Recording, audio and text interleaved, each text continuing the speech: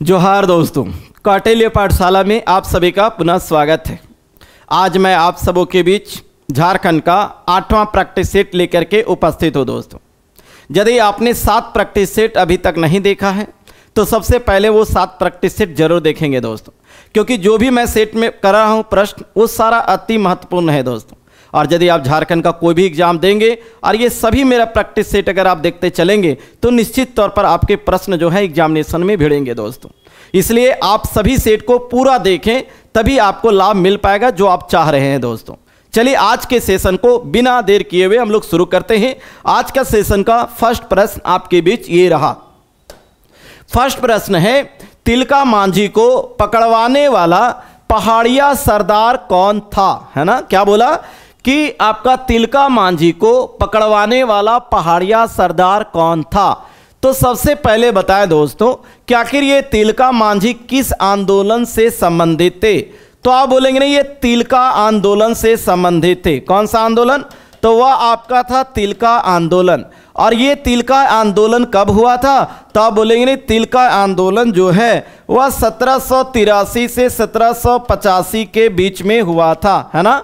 तो ये ध्यान रखेंगे दोस्तों कि तिलका आंदोलन के नेतृत्वकर्ता ही तिलका मांझी थे। और तिलका मांझी को अगर अन्य नाम की बात करेंगे तो इनका अन्य नाम क्या था? तो या उपनाम कह सकते हैं, तो वह था आपका जबरा पहाड़िया। क्या था?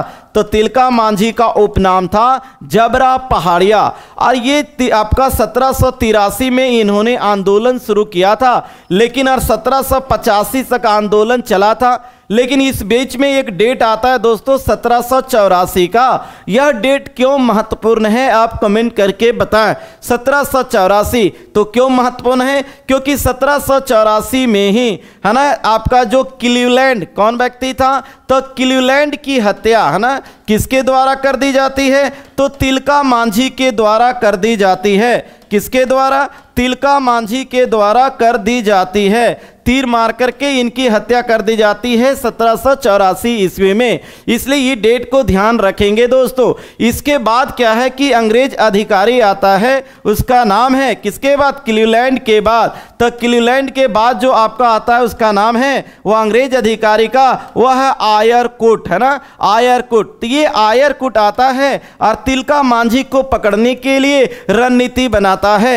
अब क्या है कि ध्यान रखेंगे, फिर तिलका मांझी को 1785 ईस्वी में पकड़ लिया जाता है और इन्हें जो है वह भागलपुर में, है ना, कहां पर? तो भागलपुर में बरगद के पेड़ पर, है ना, कौन पेड़ पर? तो बरगद पेड़ पर इन्हें फांसी दे दी जाती है।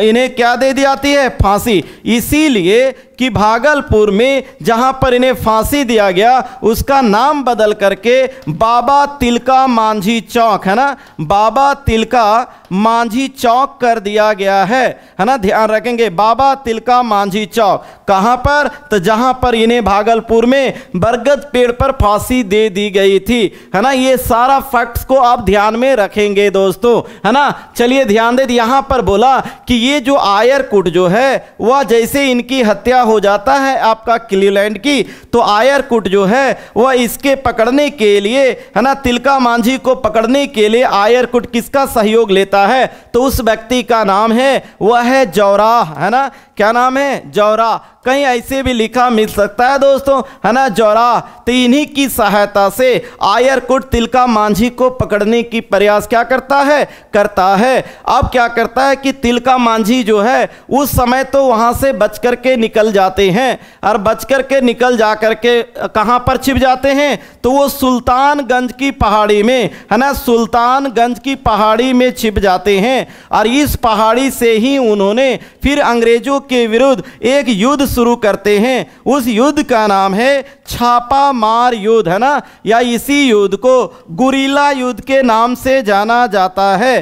तो ध्यान रखेंगे दोस्तों, गुरिल्ला युद्ध का प्रयोग किसने किया था? तिलका मांझी ने किया था। कहां से किया था? सुल्तानगंज की पहाड़ी से किया था। ये जरा ध्यान रखेंगे दोस्तों, है ना।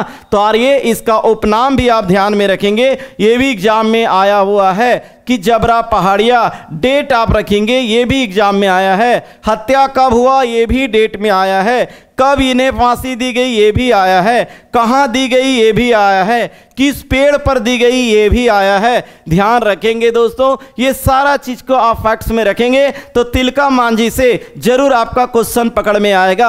और तिलका मांझी ने जब अपना आंदोलन चलाया था तो प्रचार प्रसार के लिए, है ना, तो ध्यान रखेंगे प्रचार प्रसार के लिए क्या किया था, तो किस पत्ते का प्रयोग किया था, तो वह साल के पत्ते का प्रयोग किया था। साल के पत्ते का प्रयोग ये भी आया है एग्जाम में, तो ध्यान रखें। यार किसके इसके पकड़वाने में कौन मदद किया था, तो वह आपका जौराह मदद किया था। चलिए हम लोग नेक्स्ट क्वेश्चन की ओर बढ़ते हैं। नेक्स्ट क्वेश्चन है बुद्धू भगत का जन्म, है ना, जन्म जो है किस परिवार में हुआ था, किसके बारे में बोला दोस्तों, तो यहाँ पे बुद्धू भगत के बारे में बोला। तो बुद्धू भगत जो है किस आंदोलन से जुड़े थे, तो वो आंदोलन था कौन विद्रोह, तो वह था आपका कोल विद्रोह। कोल विद्रोह के ही प्रमुख नेता थे बुद्धू भगत। कोल विद्रोह कब हुआ था, तो ये आपका 1831-32 में हुआ था। और ये ध्यान देंगे दोस्तों, एक और महत्वपूर्ण पॉइंट इनसे जुड़ा है कि झारखंड का जो है, ये ध्यान रखेंगे, ये जो विद्रोह था कोल विद्रोह, झारखंड का प्रथम, है ना, झारखंड का प्रथम सुसंगठित, है ना, सुसंगठित एवं व्यापक विद्रोह था, है ना। ये भी क्वेश्चन एग्जाम में पूछा है ना, सुसंगठित एवं क्या था, तो व्यापक विद्रोह था, है ना। ध्यान रखेंगे व्यापक होगा, व्यापक विद्रोह था। ये भी पॉइंट एग्जाम में आया है कि झारखंड का प्रथम आपका जो है वह सुसंगठित एवं व्यापक विद्रोह कौन था, तो वो हो जाएगा आपका कोल विद्रोह। और कोल विद्रोह के नेता बुद्धू भगत, और वो पूछा है किस परिवार से थे, तो ये आपका उरांव परिवार से थे। चलिए नेक्स्ट क्वेश्चन की ओर बढ़ते हैं। नेक्स्ट क्वेश्चन है 30 जून 1855 को कहाँ की सभा में सिद्धू को राजा, कान्हू को मंत्री, चांद को प्रशासक और भैरव को सेनापति चुना गया था। तो ध्यान रखेंगे दोस्तों, जब आपका संथाल विद्रोह, है ना, संथाल विद्रोह कब हुआ था, तो आप बोले संथाल विद्रोह जो है वह आपका 1855-56 में हुआ था। और ये जब विद्रोह प्रारंभ होने से पूर्व, है ना, क्या है, तो प्रारंभ होने से पूर्व जो है वह 30 जून 1855 को कहाँ पर सभा, एक भोगनी डी आपका जगह है, तो भोगना डी में ही सभा हुआ था ये संथाल विद्रोह प्रारंभ होने से पहले। तो ये जगह पूछता है, तो भोगना डी में सभा हुआ। और कहा जाता है यहाँ कम से कम जो है वह 400, है ना, कम से कम यहाँ पे 400 आदिवासियों ने इस सभा में भाग लिया था।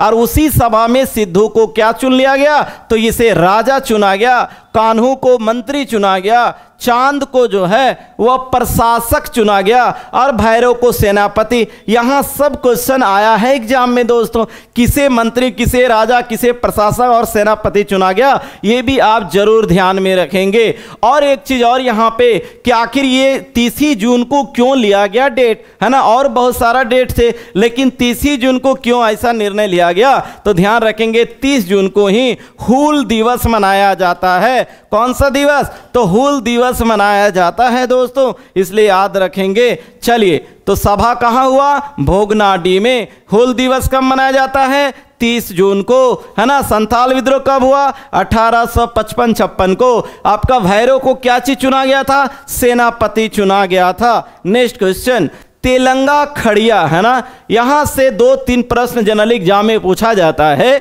तेलंगा खड़िया ने अंग्रेजों, जमींदारों तथा अत्याचारियों से लड़ने हेतु गुमला, कहाँ पे, गुमला के आसपास के गांव में अपना संगठन बनाया था, है ना। अपने संगठन को ये क्या कहते थे, तो ध्यान रखेंगे दोस्तों, तेलंगा खड़िया ने क्या है, अंग्रेजों, जमींदारों और अत्याचारों से लड़ने के लिए क्या किया था, तो कहां पर, तो गुमला के आसपास के क्षेत्रों में एक संगठन बनाया था। तो कहता उस संगठन को क्या कहते थे, उस संगठन का नाम था, वह था जूरी पंचायत। क्या था, जूरी पंचायत। ये भी यहां से क्वेश्चन पूछ लिया जाता है कि जूरी पंचायत का संबंध किससे है, तो वह आपका तेलंगा खड़िया से है दोस्तों।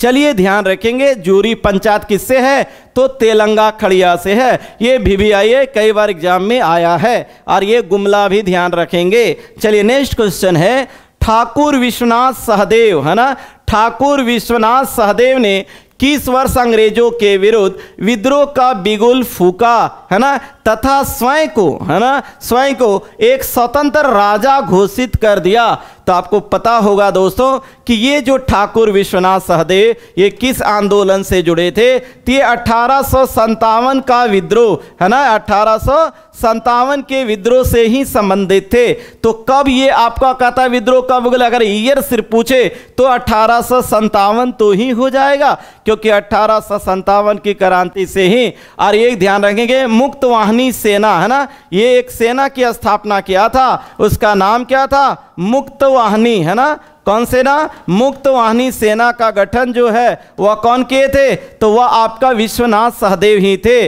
और ध्यान रखेंगे दोस्तों विश्वनाथ सहदेव को कब फांसी दे दी गई थी, ये भी क्वेश्चन आया है। तो वह डेट है 16 अप्रैल, है ना, 16 अप्रैल 1858 को किसे फांसी दे दी गई थी, ये आपका थे ठाकुर विश्वनाथ सहदेव। ध्यान रखेंगे दोस्तों 5 दिन बाद यानी 21 अप्रैल 1858 को एक और व्यक्ति थे जिनको फांसी दे दिया गया था। क्या आप कमेंट करके बताएंगे, जानते हैं आप कि आखिर 21 अप्रैल 1858 को किसे फांसी दे दी गई थी, तो बोलेंगे वह व्यक्ति कौन था, गणपत राय था। कौन व्यक्ति था, तो वह आपका गणपत राय था। तो ध्यान रखेंगे गणपत राय को वो 21 अप्रैल और इसे जो है ठाकुर विश्वनाथ सहदेव को 16 अप्रैल 1858 को फांसी दे दी गई थी। चलिए नेक्स्ट कहता है झारखंड के नवनिर्मित विधानसभा के संबंध में कौन कथन सत्य है। क्या पूछा गया, कौन सत्य है, कि अभी जो जान रहे हैं आप कि जो पुराना विधानसभा था वो नहीं, अब धुरवा में जो है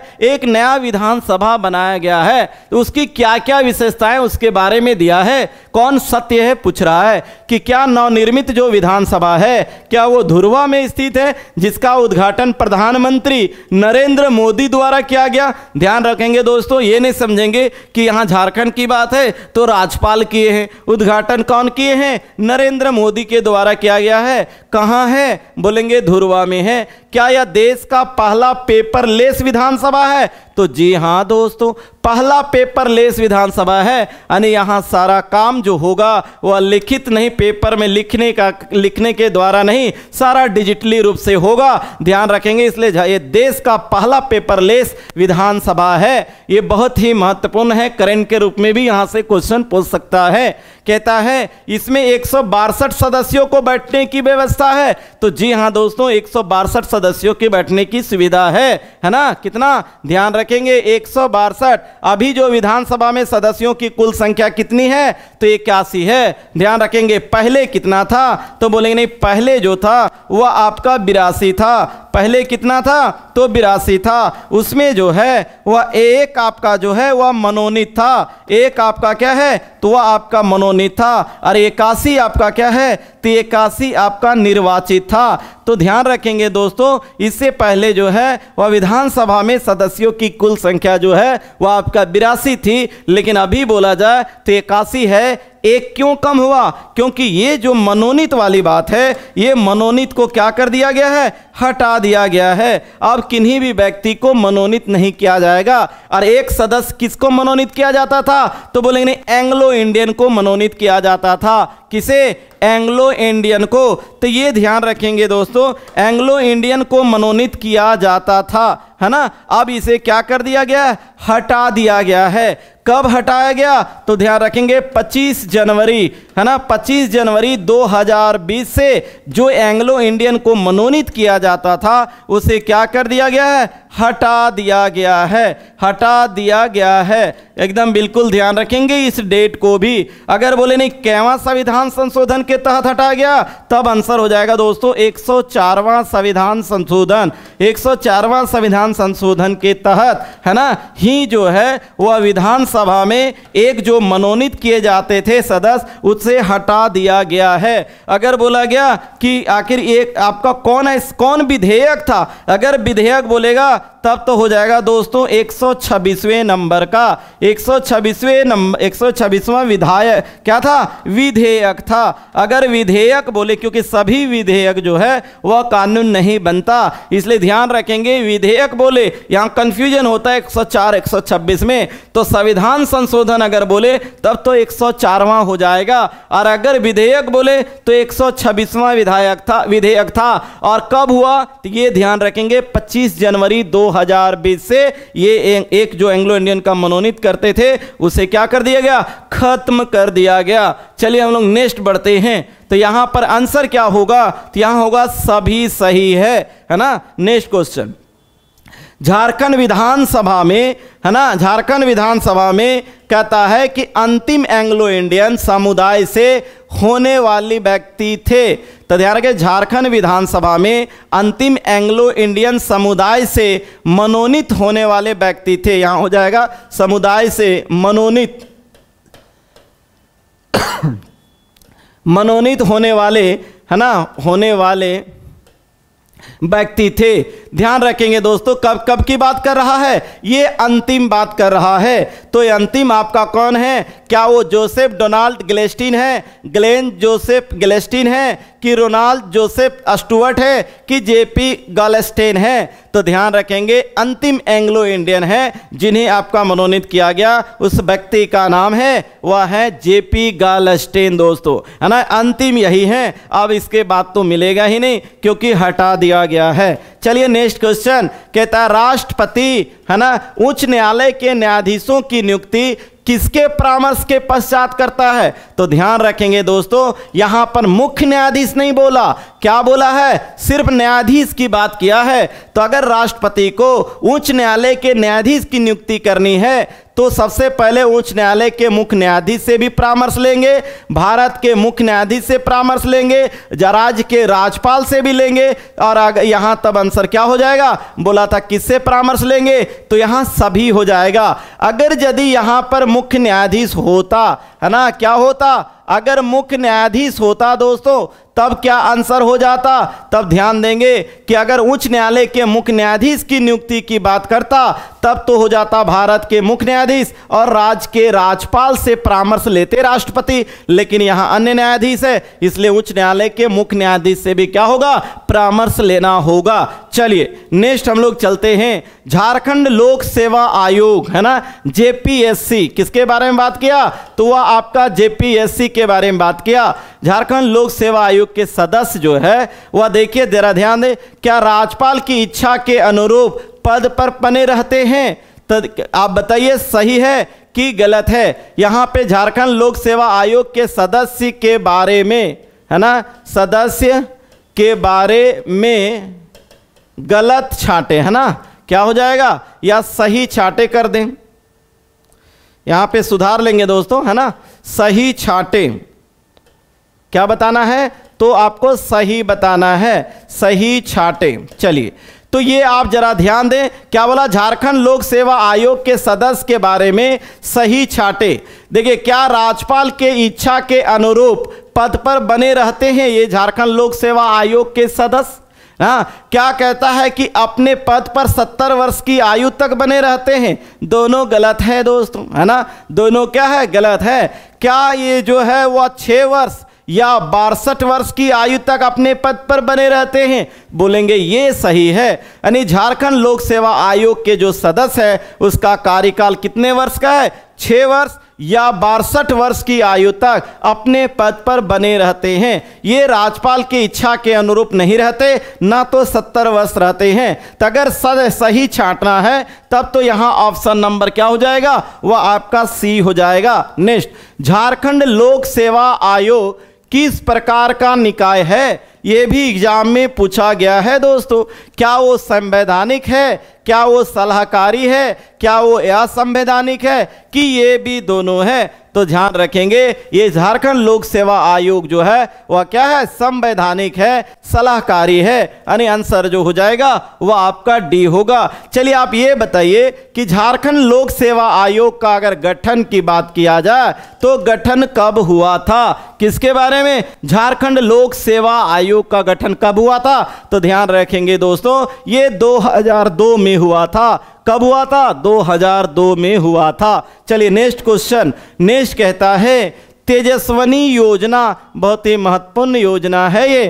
तेजस्विनी योजना के बारे में सत्य कथन को चुने, क्या चुनना है, सत्य कथन को चुनना है। क्या इसकी शुरुआत 8 मार्च 2017 को की गई थी, तो बोलेंगे बिल्कुल सही है। तेजस्विनी योजना हर पॉइंट में आपका क्वेश्चन बनता है और पूछा भी गया है ना। तेजस्विनी योजना कब शुरू किया गया, 8 मार्च 2017 को।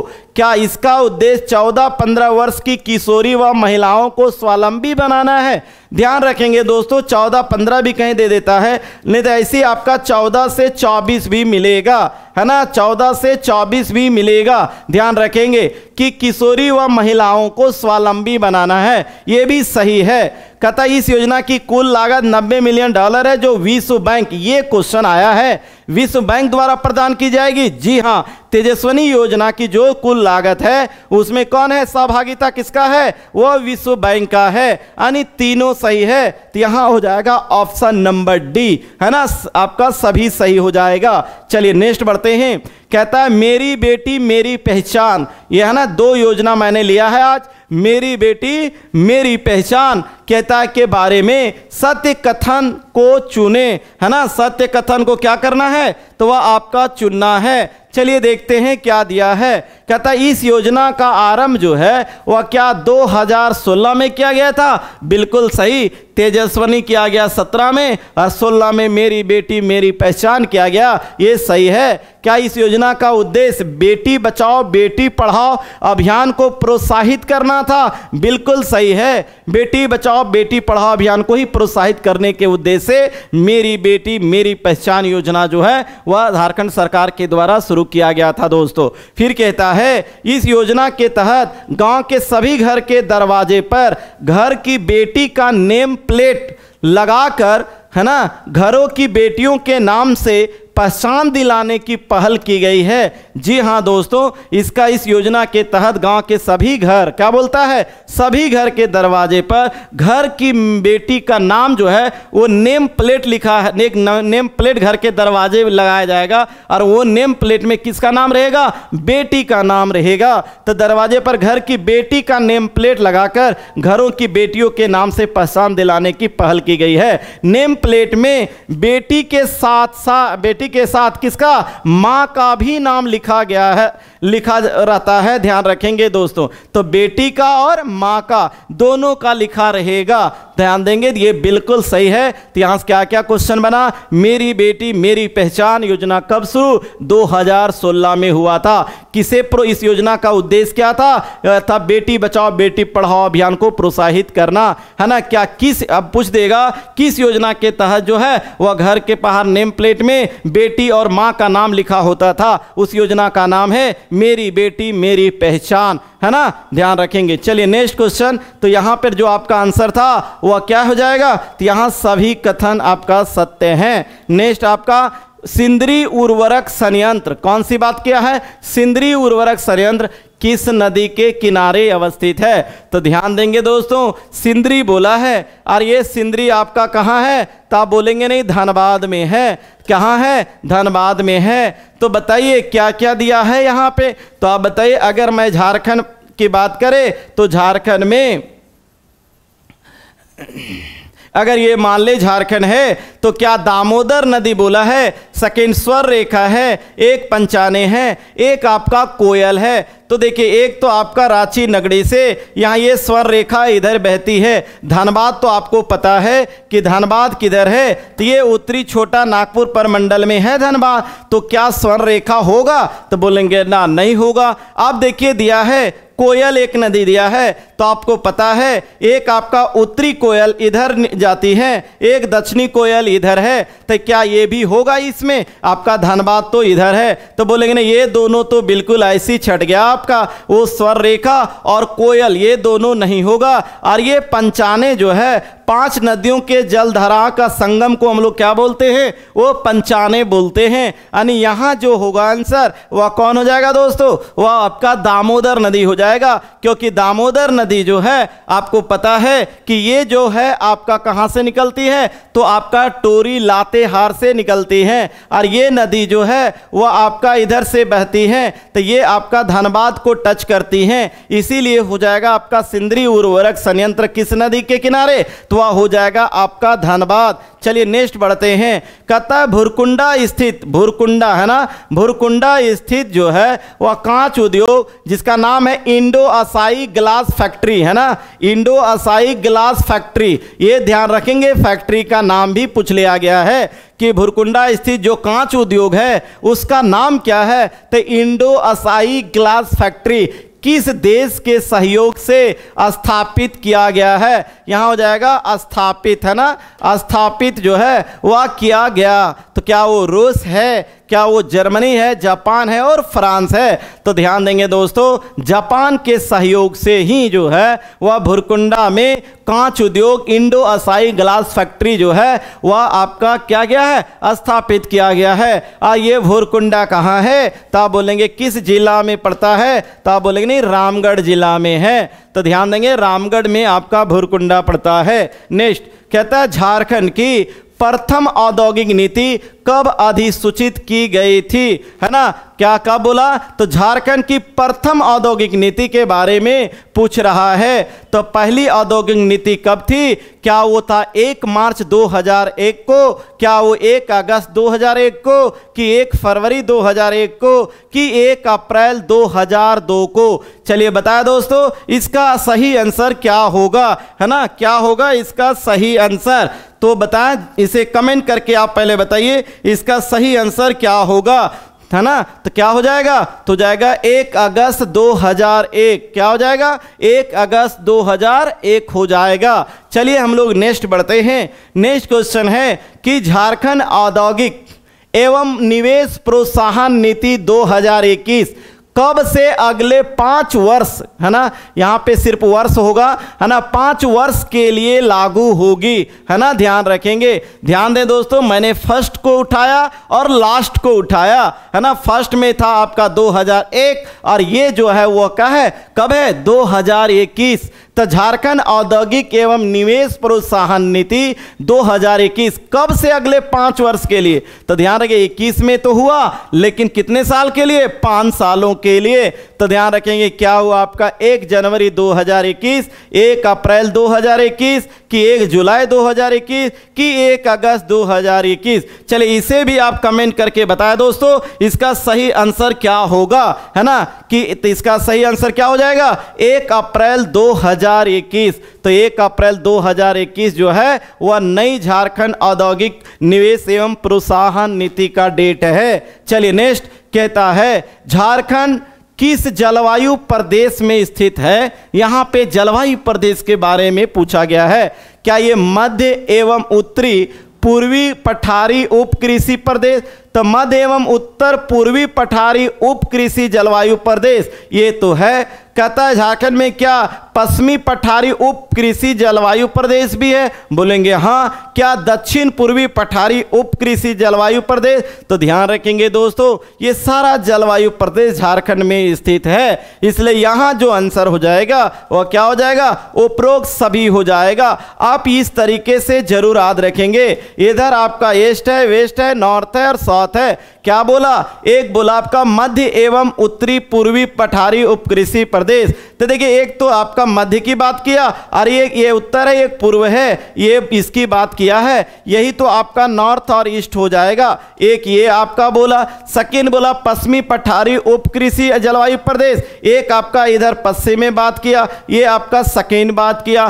थर्ड दक्षिण पूर्वी पठारी उप कृषि जलवायु प्रदेश, दक्षिण यार ये पूर्व है, एक इधर बोला। तो ये आपका साउथ ईस्ट हो जाएगा, यानी दक्षिण पूर्वी ये आपका थर्ड दिया है। और ये सभी कृषि जलवायु प्रदेश जो है वह झारखंड में स्थित है, इसलिए सही आंसर जो है वह डी हो जाएगा। नेक्स्ट कहता पाठ क्षेत्र, है ना, पाठ क्षेत्र के बारे में आपने पढ़ा होगा। पाठ क्षेत्र की औसत ऊंचाई जो है वह कितनी है? क्या वो 7 से 900 मीटर है, 900 से 1100 मीटर है, 1100 से 1300 है कि 1300 से 1500 है? तो इसका आंसर क्या हो जाएगा? तो 900 से 1100 मीटर है, वह पाठ क्षेत्र की क्या है? औसत ऊंचाई है। चलिए नेक्स्ट क्वेश्चन, राजमहल ट्रैप, है ना, राजमहल ट्रैप कहता है कि झारखंड के किस भाग में स्थित है?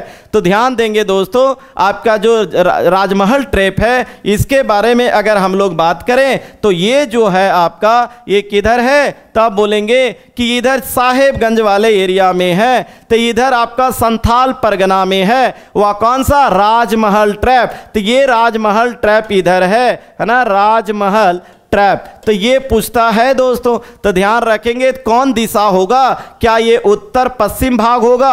बताइए, अगर हम इसको इस भाग में इस तरह डिवाइड करें तो क्या ये उत्तर पश्चिम में है? उत्तर आपका ये है, पश्चिम ये है, क्या इधर है? तो बोलेंगे ना। क्या ये उत्तरी भाग में है? क्या ये उत्तर में है? तो बोलेंगे ना। क्या ये दक्षिण पूर्व भाग में है? तो देखिए दक्षिण ये है ना, ये दक्षिण ये हो गया और पूरब ये हो गया। क्या इधर है? बोलेंगे ना। क्या बोलेंगे? ये उत्तर पूर्व में है। तो बिल्कुल इधर आपका पूर्व है, इधर उत्तर है, इधर आपका बीच में है। तो आंसर क्या हो जाएगा? वह हो जाएगा ऑप्शन नंबर डी दोस्तों, है ना। चलिए नेक्स्ट क्वेश्चन की ओर बढ़ते हैं। नेक्स्ट क्वेश्चन है पारसनाथ की पहाड़ी, है ना, पारसनाथ की पहाड़ी किस पठार का हिस्सा है? ये पारसनाथ की पहाड़ी क्या वो कोडरमा का पठार, रांची का पठार, गिरिडीह का पठार, इनमें से कोई नहीं? तो आपको पता है कि पारसनाथ की जो पहाड़ी है वो कहाँ है? तो आप बोलेंगे नहीं वो गिरिडीह में है। तो इसी से तो ये अलग है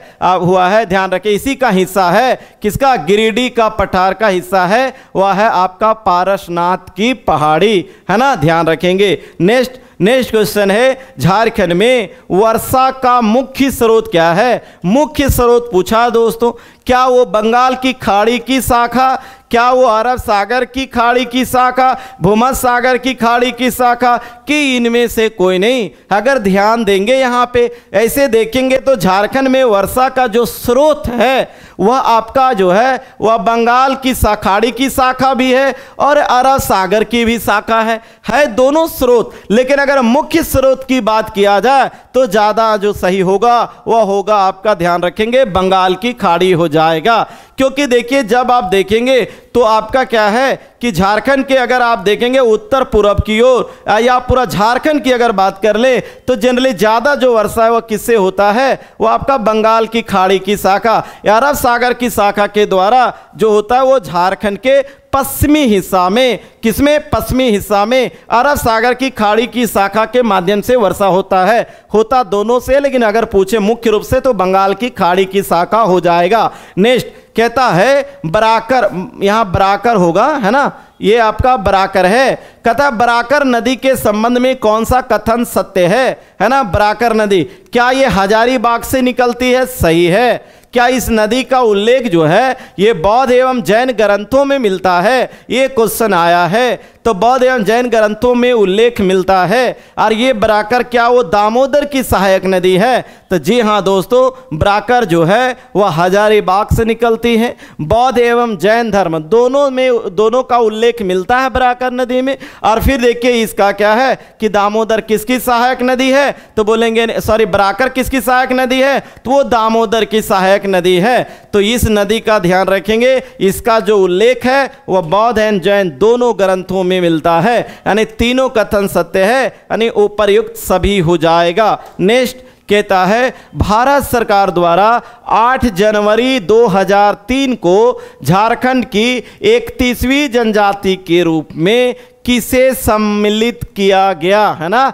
कब की बात है, 8 जनवरी 2003 में, है ना। कहता है कैवीं जनजाति, 31वीं जनजाति। तो वो जनजाति था दोस्तों कंवर था, क्योंकि ये जो कंवर यही था आपका, वह आपका 31वीं जनजाति थी, है ना। 31वीं जनजाति। और कब शामिल किया गया था, तो 8 जनवरी 2003 में। और कोल तो आपका था, ये आपका 32वीं जनजाति था, 32वीं जनजाति आपका कोल था, है ना। और अभी तो आपको पता है कि 33वीं जनजाति के रूप में किसे अधिसूचित किया गया है, तो आप बोलेंगे नहीं पुरान है, इसे आपका 33वीं जनजाति के रूप में ध्यान रखेंगे, है ना। चलिए नेक्स्ट क्वेश्चन की ओर बढ़ते हैं। नेक्स्ट क्वेश्चन है कि छौ नृत्य के संबंध में, कौन सा नृत्य, छौ नृत्य के संबंध में कौन सा कथन गलत है, गलत को छांटना है दोस्तों।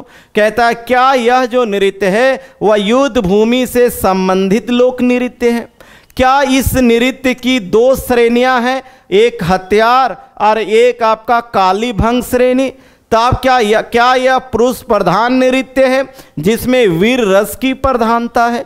तो ध्यान देंगे दोस्तों, 6 नृत्य तो पुरुष प्रधान नृत्य है और वीर रस की प्रधानता है, इसलिए ये तो सही होगा। क्या इस नृत्य की 2 श्रेणियां हैं, ये भी सही है। और कौन कौन है, वह हथियार और काली भंग श्रेणी, ये भी सही है। क्या यह युद्ध भूमि से संबंधित लोक नृत्य है, ना, ये युद्ध भूमि से संबंधित नहीं है। यानी आंसर आपका क्या होगा, ए हो जाएगा। सभी असत्य नहीं है, एक असत्य है, वह है ऑप्शन नंबर ए। नेक्स्ट कहता है जदूर, किसके बारे में बोला, कौन नृत्य, जदूर एक नृत्य है। कहता किस प्रकार का है, तो क्या वो एकल नृत्य है, क्या वो सामूहिक नृत्य है, पेशेवर नृत्य है, कि इनमें से कोई नहीं। तो जदूर जो है वह आपका सामूहिक नृत्य है। क्या है, तो ध्यान रखेंगे दोस्तों, जदूर जो है वह आपका सामूहिक नृत्य है। चलिए नेक्स्ट हम लोग बढ़ते हैं। नेक्स्ट है दौड़ लांगड़े, है ना, दौड़ है, लांगड़े है, बह है या बाहा भी है, सोहराय है, मातवार है, डाहार है, गोलवारी है, भिनसार है, रिंजा है, डांटा है ना, धुरु मजाक है, झिका है, दशा है। ये सारा लोकगीत का संबंध किस जनजाति से है ना, ध्यान रखेंगे तो आपको इसके बारे में आप पकड़ सकते हैं। सोहराय किससे है, तो वो तो आपका संथाल से है, इसमें सोहराय को जरूर याद रखेंगे, इसको लांगड़े को, दौड़ को, है ना, ये सारा ध्यान रखेंगे, जरूर याद रखना। इतना तो ये 4 जरूर याद रखेंगे।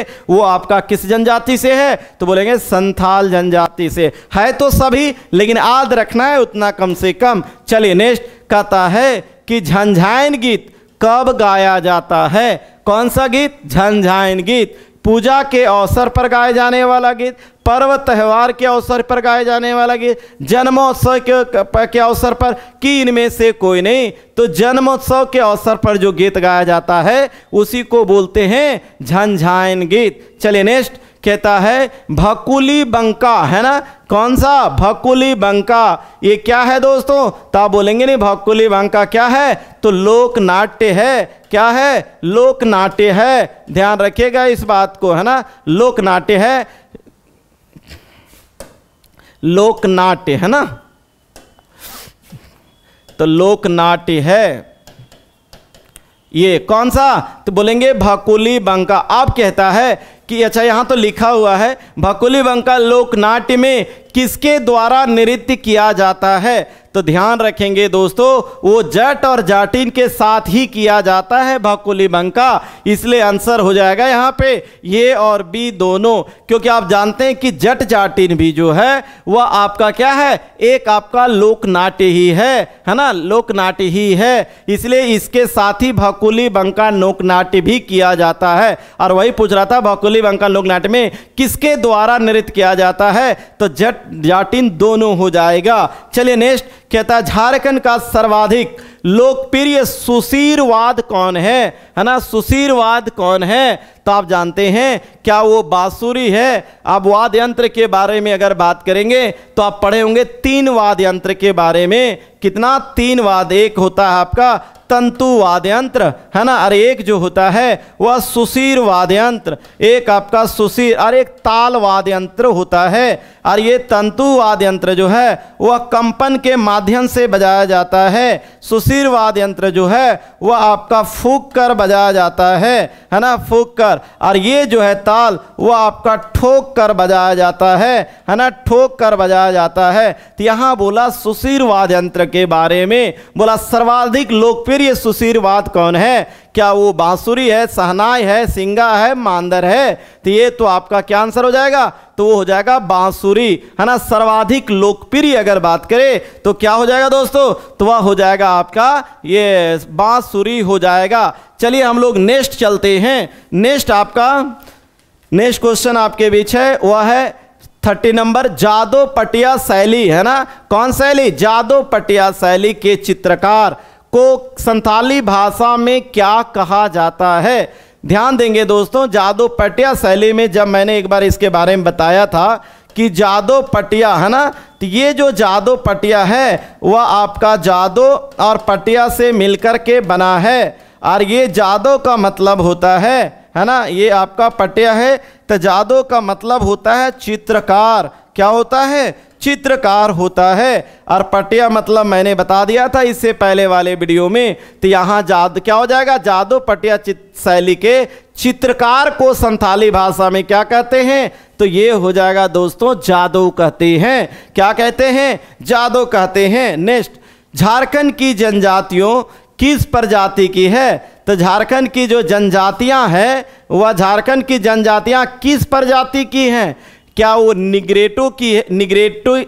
निग्रेटी लिखा हुआ है, ऐसे निग्रेटो होता है ना। मंगोलियाड है कि प्रोटो ऑस्ट्रेलियाड है ना, कि भूमध्य सागरीय है? तो ध्यान रखेंगे दोस्तों, या झारखंड की अधिकांशता जो जनजातियां हैं वह किस प्रजाति से है? तो वह हो जाएगा प्रोटो ऑस्ट्रेलियाड से है। किससे है? प्रोटो ऑस्ट्रेलियाड से है। चलिए नेक्स्ट, कहता है झारखंड की किस जनजाति में गोत्र नहीं पाया जाता, है ना, गोत्र नहीं पाया जाता? क्या वो संथाल है, उरांव है, मुंडा है कि पहाड़िया है? तो संथाल, उरांव, मुंडा में तो गोत्र होता है लेकिन पहाड़िया में नहीं होता, है ना। कौन सी जनजाति? पहाड़िया में नहीं होता है गोत्र, ध्यान रखेंगे। निम्न में से कौन सा कथन सत्य है? क्या छांटना है? सत्य छांटना है। कहता हर्ष के समय आए हवेनसांग, ये तो आप जानते हैं कि हर्षवर्धन के समय में, हर्षवर्धन कब से कब तक था? तो आप बोलेंगे 606 से 647 के बीच में था। ये आपका हर्षवर्धन का कार्यकाल है। और हर्षवर्धन के समय में ही कौन यात्री आया था? तो उसका नाम था हवेनसांग। आद करना आसान है, ह से हर्ष है, ह से हवेनसांग है। तो हर्ष के समय कौन आया? वह हवेनसांग आया। क्या वो जो झारखंड आया हर्ष के समय हवेनसांग इस क्षेत्र को किलोना सुफलाना यानी कर्ण सुवर्ण कहा है? बिल्कुल ध्यान देंगे दोस्तों, हवेनसांग ने क्या क्या था कहा था इस क्षेत्र को? तो किलोना सुफलाना, ये सही है। क्या हवेनसांग के आत्रा वृत्तांत में राजमहल क्षेत्र की चर्चा है? हाँ है। ये राजमहल की चर्चा जो है वह हवेनसांग ने अपने आत्रा वृत्तांत में किया है। नेक्स्ट, क्या प्राचीन झारखंड में शशांक एक ऐसा राजा था जिसने यहाँ लंबे समय तक राज किया? तो बिल्कुल दोस्तों, ये जो शशांक था वो बंगाल के गौड़ वंश का शासक था। कहाँ का था? तो ये शशांक जो था वह बंगाल के किस वंश का? गौड़ वंश का शासक था। गौड़ वंश का शासक था शशांक, है ना। तो ये एक ऐसा राजा था जिसने यहाँ लंबे समय तक राज किया, यानी ये सही हो जाएगा, यानी ये सभी सही है ना। ऑप्शन नंबर डी हो जाएगा। चलिए हम लोग नेक्स्ट चलते हैं। कहता है कि इटखोरी स्थित मां भद्रकाली की मूर्ति का निर्माण संभवतः हुआ था, किस काल में हुआ था? कौन सा? इटखोरी की मंदिर। तो इटखोरी स्थित मां भद्रकाली की जो मूर्ति का निर्माण है किस संवता किस काल में? क्या वो मौर्य काल में, गुप्त काल में, पाल काल में? कोई नहीं, आंसर हो जाएगा दोस्तों पाल काल में हुई थी। ये भी एग्जाम में आया है, जरूर ध्यान रखेंगे आप। पाल काल है ना, मौर्य गुप्त नहीं। चलिए नेक्स्ट, निम्न में से किस शासक ने 1206 ईस्वी में नदिया कहाँ है? बंगाल पर आक्रमण झारखंड से होकर किया था? कहां पर आक्रमण? तो बंगाल पर आक्रमण जो है वह झारखंड से होकर किसने किया था? क्या वो मोहम्मद गौरी था, कुतुबुद्दीन ऐबक था, बलवंत था कि बख्तियार खिलजी था? तो ध्यान रखेंगे दोस्तों, वह जो था वह आपका बंगाल पर आक्रमण किया था, उस व्यक्ति का नाम था बख्तियार खिलजी। कौन था? बख्तियार खिलजी। चलिए नेक्स्ट, कहता झारखंड के जिलों के लिए है ना उत्तर से दक्षिण के क्रम में है ना निम्नलिखित कौन सा सही है ना? ये बोला, जरा ध्यान दीजिए। अगर यहाँ पर मैप से हम लोग देख लेते हैं इसका आंसर, आप ऐसी अगर मैप ध्यान है तो आप आसानी से छाट सकते हैं। क्या बोला? कहाँ से? उत्तर से दक्षिण के क्रम में। तो आपको पता है कि ये ईस्ट है, ये वेस्ट है, ये नॉर्थ है, ये साउथ है। उत्तर यानी इधर से इधर बोल रहा है, ऊपर नॉर्थ से साउथ यानी ऊपर से नीचे। क्या बताइए कौन सही है? क्या चतरा, गुमला, लातेहार, सिमडेगा, क्या ये सही है? तो ध्यान देंगे दोस्तों, अगर हमने परमंडल को बांटा तो ये आपका मान ले है यहाँ पे, है ना? तो देखिए क्या है, चतरा आपका उत्तरी छोटा नागपुर परमंडल में, अब यहाँ सिमडेगा, फिर है आपका गुमला। तो देखिए आपका इधर से इधर चलेंगे तो पहले गुमला होगा, बाद में सिमडेगा होगा, है ना? और ये तो चतरा, चलो ठीक है, चतरा के बाद गुमला भी ठीक है, लेकिन गुमला के बाद जो है लातेहार और सिमडेगा।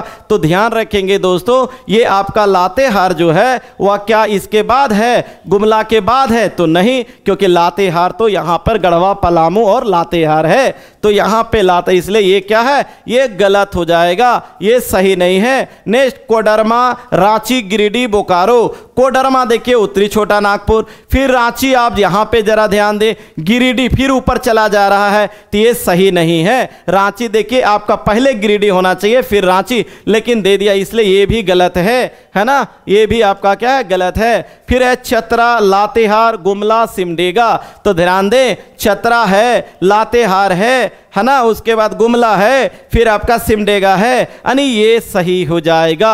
ये आपका उत्तर से दक्षिण की ओर सजा हुआ है। क्या हो जाएगा? ऑप्शन नंबर आपका सी हो जाएगा।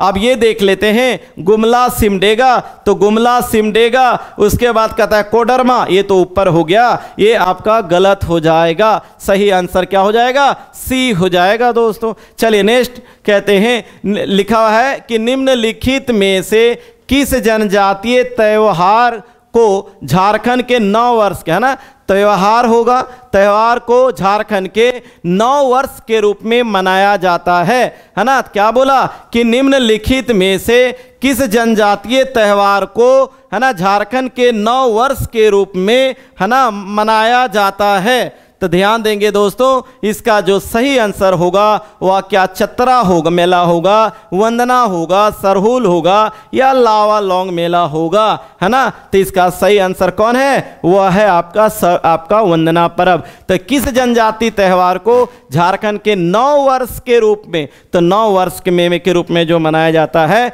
उसको क्या बोलते हैं हम लोग? वंदना बोलते हैं। चलिए नेक्स्ट है, झारखंड की जेल में चेतन द्वारा लिखित पुस्तक का नाम क्या है? एक क्वेश्चन मैंने आज पुस्तक से लिया है, किसके द्वारा? चेतन के द्वारा। कहता the band voice of Bokaro jail. तो ध्यान रखेंगे दोस्तों, यही तो पुस्तक था, the band voice of Bokaro jail ही जो है वह चेतन के द्वारा झारखंड की जेल में लिखा गया था।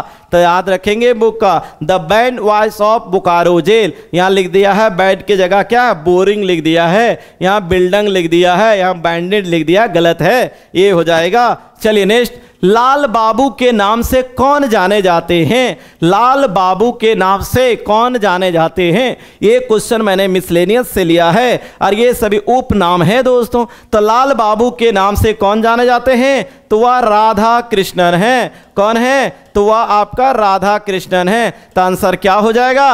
वो आपका, ये ललित मोहन राय, ये तो आपको पता है, ये क्या है? ये चित्रकार हैं। क्या है? चित्रकार हैं। और बड़ी दीदी किनका उपनाम है? तो बोलेंगे सरोजा अय्यर को है। सरोजा अय्यर को ध्यान रखेंगे क्या उपनाम है? तो उनका उपनाम है बड़ी दीदी। और सिस्टर निर्मला किसका है? तो इसका आपका कुसुम जोशी है ना। कौन है? कुसुम जोशी का उपनाम है वह आपका सिस्टर निर्मला। और सरोजा अय्यर का बड़ी दीदी। और लाल बाबू राधा कृष्ण और ललित मोहन राय तो ये चित्रकार हैं, इनका उपनाम ये नहीं है, ये खुद नाम है दोस्तों ललित मोहन राय है ना। चलिए ये आप समझ गए होंगे, इसका जो आंसर ए हो जाएगा। नेक्स्ट क्वेश्चन है हेलेन सोए है ना। क्या है? हेलेन सोए किस खेल से संबंधित है? हेलेन सोए क्या वो क्रिकेट है, हॉकी, फुटबॉल की वॉलीबॉल? आंसर क्या होगा? तो हेलेन सोए जो है वह किससे है? तो वो आपका हॉकी से है। हेलेन सोए नाम भी याद रखना, ह से हेलेन सोए और ह से हॉकी है ना, याद रहेगा। चलिए आज आपका सेशन जो है यही आपका समाप्त होता है, क्योंकि 40 क्वेश्चन है वह आपका कंप्लीट हुआ। दोस्तों जरूर आप कमेंट करके बताएंगे कि आज का सेशन आपको कैसा लगा है ना। ध्यान रखेंगे अगर कहीं कोई दिक्कत हो, मैं बार बार कहता हूं, जरूर आप कमेंट करके बताएंगे। अगर कोई सुधार की जरूरत हो तो बिल्कुल सुधार किया जाएगा दोस्तों है ना। मेरा पूरा कोशिश है कि ऐसे क्वेश्चन का कलेक्शन लेकर के आओ कि आपके एग्जामिनेशन में डायरेक्ट वो क्वेश्चन देखने को मिले है ना। और सारा आप देखे होंगे कि आपका सारा महत्वपूर्ण क्वेश्चन आपके बीच लेकर के आया हूं। आज मैंने योजना से भी क्वेश्चन को लाया था और उस योजना का नाम था आज तेजस्विनी योजना है ना। क्या लाया था? एक तेजस्विनी योजना। और वह कब प्रारंभ हुआ था? 2017 में। कब हुआ था? 2017 में। और इससे पहले एक 2016 में जो प्रारंभ हुआ था वो भी योजना आज आपके बीच लाया था। तो देखिए इस तरीके से सारा क्वेश्चन का आप देख लिए होंगे। और अगर जहां भी दिक्कत हो फिर से एक बार वीडियो को देखिए, नोट डाउन करते चलिए, सब समझ में आपको आ जाएगा। चलिए आज के सेशन को हम लोग यहीं समाप्त करते हैं, फिर मिलते हैं नेक्स्ट सेशन में। कल ध्यान रखेंगे, कोशिश करेंगे कि आप लोगों के लिए खोरठा का जो है वह खोरठा का प्रैक्टिस सेट कल आप लोगों के बीच लेकर के आए है ना। तो ध्यान रखेंगे दोस्तों। चलिए आज यही समाप्त करते हैं, तब तक के लिए आप सबों को जय हिंद।